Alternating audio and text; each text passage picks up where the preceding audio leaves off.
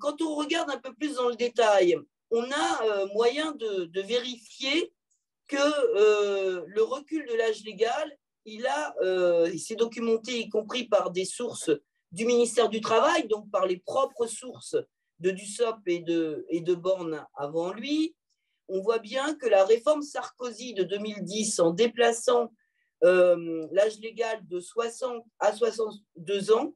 a touché de plein fouet justement ces catégories de seniors, ces catégories de salariés qui ont du coup dû reculer leur accès aux prestations retraite,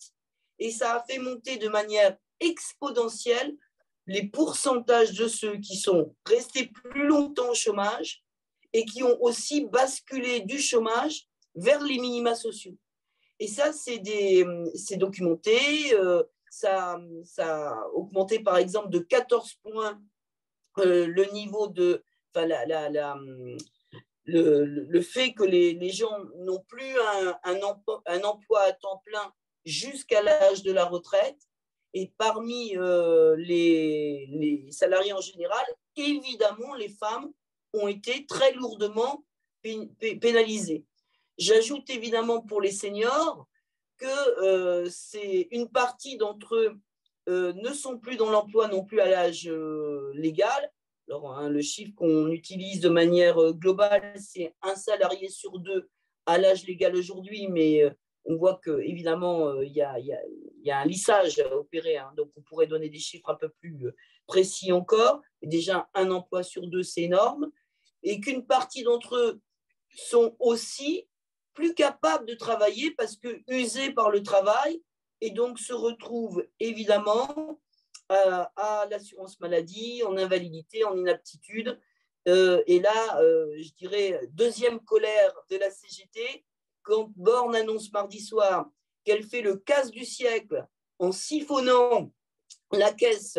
de la sécurité sociale sur les accidents du travail et les maladies professionnelles, c'est-à-dire qu'elle aspire 600 millions d'euros juste pour compenser la toute petite hausse qu'elle prévoit en matière de cotisation patronale, autrement dit, pour faire encore un cadeau au patron, c'est inadmissible. Et donc, je rappelle que la caisse excédentaire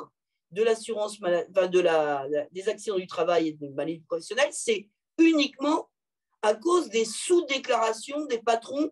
qui ne déclarent pas la totalité des accidents du travail et qui font pression sur les salariés qui sont victimes pour ne pas qu'ils déclarent, et une absence de reconnaissance de maladies professionnelles avec des bâtons dans les roues, y compris que la loi travail, rappelez-vous qu'on a combattu, elle a encore rendu encore plus difficile. Donc vraiment, c'est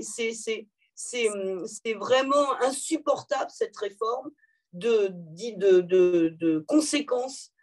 sur la vie des gens, sur les plus touchés, ceux qui sont les plus malléables, enfin les plus, comment dire, les plus fragiles, quoi.